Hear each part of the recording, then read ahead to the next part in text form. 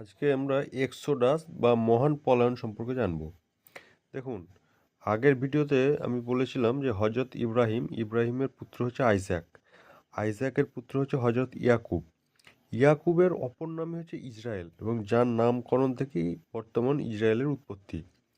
এখন আজকে আগের ভিডিওতে আমি বলেছি যে হজরত ইব্রাহিম তার পরবর্তী বংশধরকে কোথায় রাখবে সেটা, এবং পরবর্তী বংশধরদের ভবিষ্যৎ সুনিশ্চিত করার জন্য তিনি মেসোপটেমিয়া থেকে ইসরায়েলে এসে উপস্থিত হন। কিন্তু ইসরায়েলের সেই ভূমিকে তিনি যখন এখানে আসেন তখন তাকে বলা হতো ল্যান্ড অফ ক্যানন, এবং ল্যান্ড অফ ক্যানন।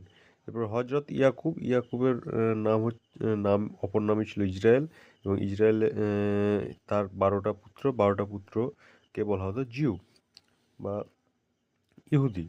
এখন ইহুদিরা যে অঞ্চলে থাকতো সে অঞ্চলটা শস্য শ্যামলা ছিল, কিন্তু সেখানে দেখা যায় হাঙ্গার স্ট্রাইক, অর্থাৎ সেখানে দুর্ভিক্ষ তৈরি হয়, কারণ তাদের সবুজ ফসল নষ্ট হয়, নদীর জল শুকিয়ে যায়।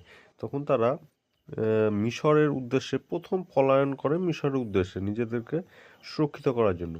মিশরের উদ্দেশ্যে পলায়ন করার পরে তারা মিশরের অর্থনীতিকে চাঙ্গা করতে থাকে, এবং আস্তে আস্তে মিশরের ক্ষমতা বা মিশরের জ্ঞান বিজ্ঞান সাহিত্য সমস্ত কিছুতে তারা নিজেদের আধিপত্য বিস্তার করতে থাকে। এখন আমরা ফেরাও, মিশরের শাসকরা ছিলেন ফেরাও। তৎকালীন ফেরাওরা অত্যন্ত তাদের দ্বারা তাদের জ্ঞান বিজ্ঞানের দ্বারা অত্যন্ত প্রভাবিত হয়, এবং তারা ধীরে ধীরে ভয়ের কারণ হয়ে দাঁড়ায়। এই জিউ বা ইহুদিরাই ফেরাওদের ভয়ের কারণ হয়ে দাঁড়ায়, কারণ ফেরাওরা ভাবে আমাদের পরবর্তী প্রজন্মে জিউরাই আমাদের ক্ষমতা দখল করবে, এবং তারা এই দেশের রাজা হবে। এরপরে সেই সময় তারা জিউদের বাড়ির যারা সন্তান ছিলেন তাদেরকে হত্যা করতে শুরু করে, এবং তাদেরকে মারতে শুরু করে। এরপরে জিউরা অত্যন্ত মানে খারাপ পরিস্থিতির সম্মুখীন হয়। ঠিক এমনই পরিস্থিতিতে জিউদের বংশে জন্মগ্রহণ করেন হজরত মুসা আলাইহিস সালাম।